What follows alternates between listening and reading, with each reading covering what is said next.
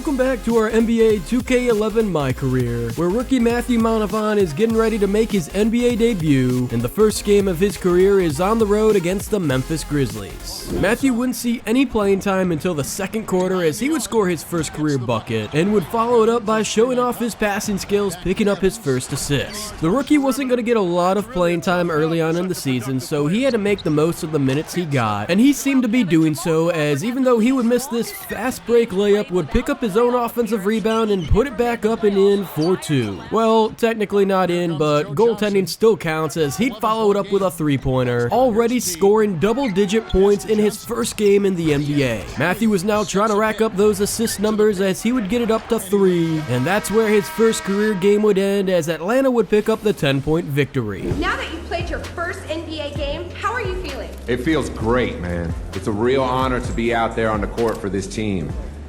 This is a day I've been dreaming of my entire life, and to see it finally happening has been just amazing.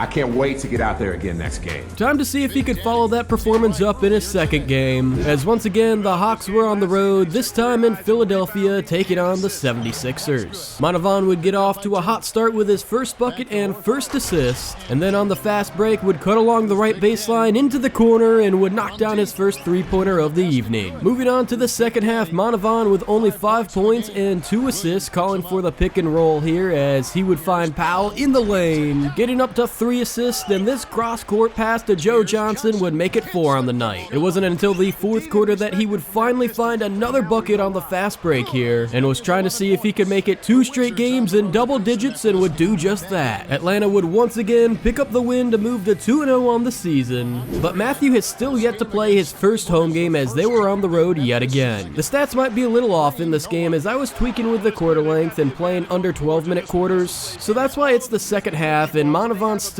only has 4 points and no other stats on the night. I didn't like this quarter length, even though we picked up the win, so we'd be bumping them back up. And finally, it was time for his first home game of his career, going up against Detroit. He would get off to a hot start in front of the home fans, knocking down that three-pointer, and the pick-and-roll offense between him and Al Horford seemed to be working perfectly. Once again, he would go right back to his big man on the pick-and-roll for his 4th assist, and would finally pick up his second bucket of the night on this fast break play. It wasn't even halftime yet, and Montavon was potentially on pace for a double-double, as with this fast break bucket would be sitting at 7 points and 6 assists on the night. He still had half of the third and the entire fourth quarter to play, as he would find another assist, and with this three-pointer, he was 1 assist away from reaching the double-double. Unfortunately, it didn't look like it was going to happen, as he'd pick up one last bucket, but Montavon won't complain about a 12-point, 9-assist performance in his first home game in front of the crowd. It was right back on the road for Montavon and the Hawks, though, as they were taking on the undefeated Timberwolves. And Atlanta had a chance to establish themselves as one of the best teams in the league if they could pick up a win tonight over Minnesota. Montavon would go to work early on the boards, drawing that foul off the rebound and knocking down both his free throws, and would pick up one last bucket here before the end of the first quarter tonight. Down by 6, Atlanta was looking to try to get back in this game, and Matthew Montavon was running the Timberwolves dry on the fast break here in the first half. That wasn't the only way he was beating them, though, as he would reach double digits on this mid-range jumper. And moving into the second half now, the Hawks were starting to gain a lead over the Timberwolves. Up by 10, Montavon was looking to extend that, as he would drive the lane and draw the foul, going to the free throw line for the second time tonight, where he would knock down both his shots again. The rookie point guard was hoping to extend their lead not only through scoring but his assists, and once again would reach the foul line, but this time would make the bucket. It was looking like the rookie point guard had a chance to reach 20 points tonight, but unfortunately wouldn't get any time in the fourth quarter and would remain at 19. Montavon and the Hawks were back at home, but this was a big game for the rookie, because right before the game, he found out he was named the starting point guard. It was fitting that his first game starting would be in front of the home crowd here in Atlanta, and early on was already showing both his scoring ability and passing ability. If Montavon was able to play well in the next few games, he would be able to keep the starting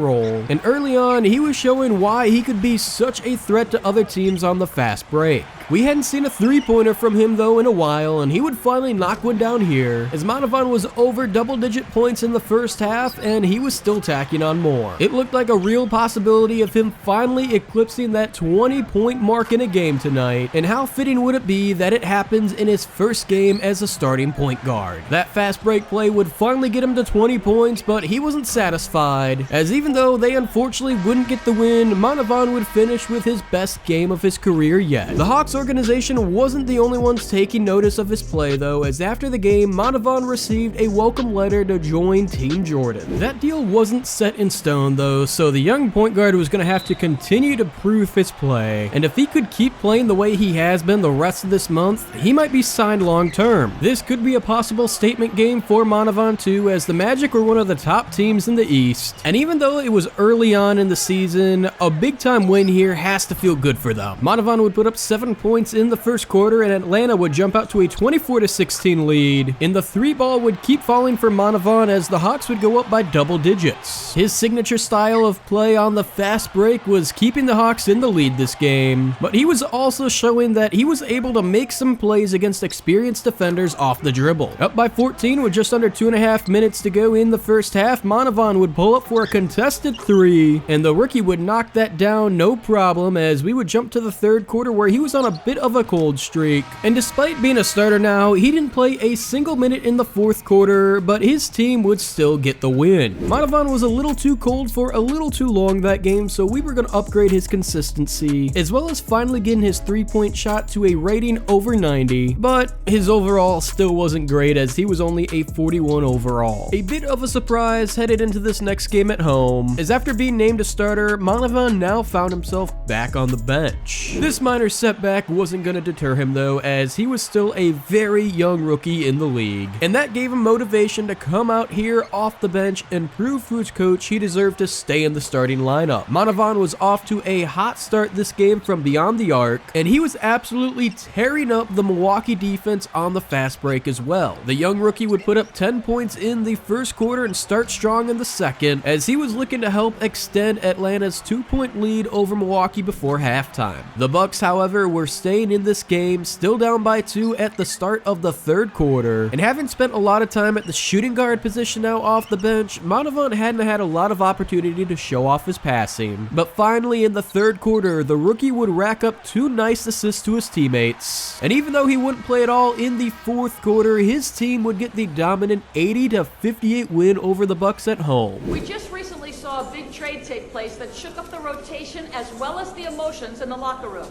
How have you reacted to it? Well, it's always hard when you see a teammate, a friend, get traded to another team.